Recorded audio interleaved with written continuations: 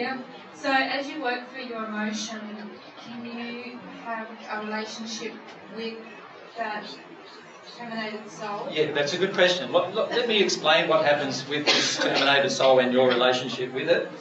When this child, let's say it's a female child, so let's say it's a little daughter. Let's say the daughter goes into Summerland and for a year or two you were just totally detuned from what you've done as a mother.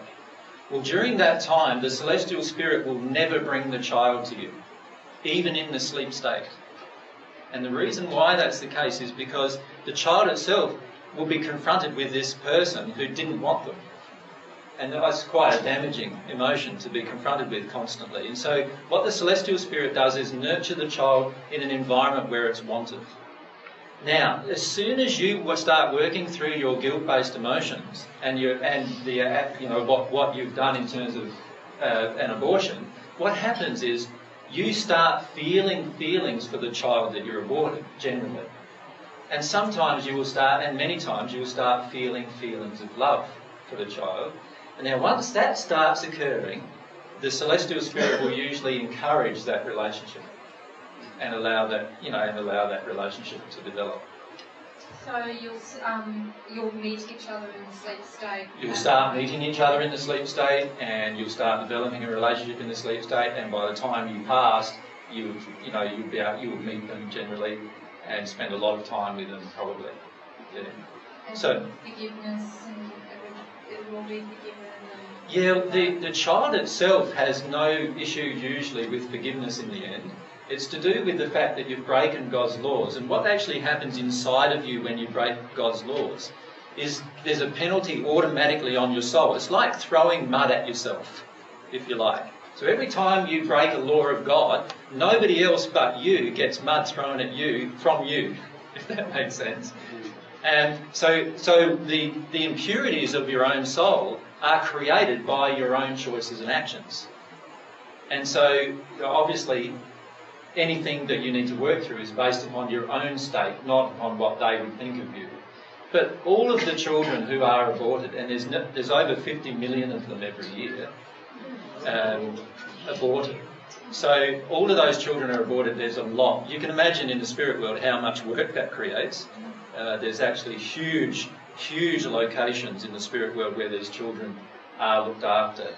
And it creates a huge amount of work for people in the spirit world, which of course they love doing, because it's all part of loving each soul. Those children, as they grow, are not forced to follow the divine love path.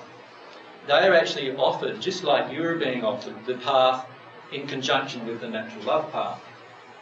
And many of them choose the natural love path rather than following the divine love path, and then some choose the divine love path. It just depends.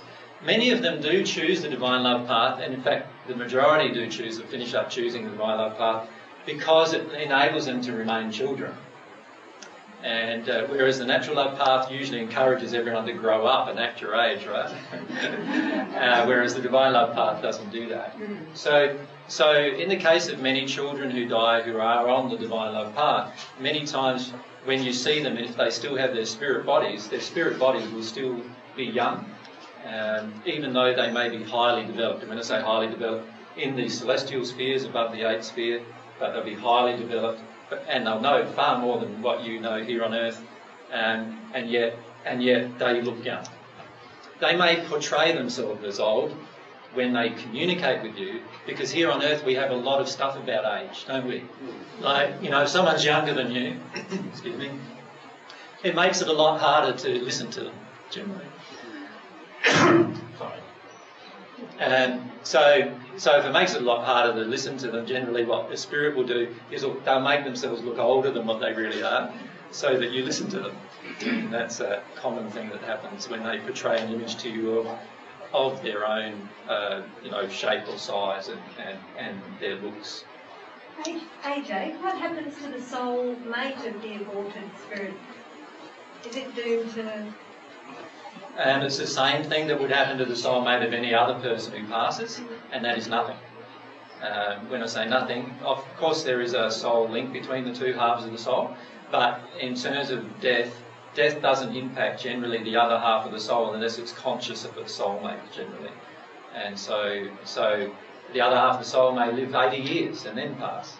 But the problem is they never have the opportunity of meeting their soulmate on earth, which is a sad thing as well. You see, when we abort a child, because we don't know the truth, we don't understand all of the impacts it's having on not just our own life, but the life of that child and the life of its soulmate, and a lot of other things that are not considered. And so this is part of the law of compensation. When we do damage to other souls, we're often not understanding what the impact is of those actions. And it's very important to understand the impact of all of the actions that we do.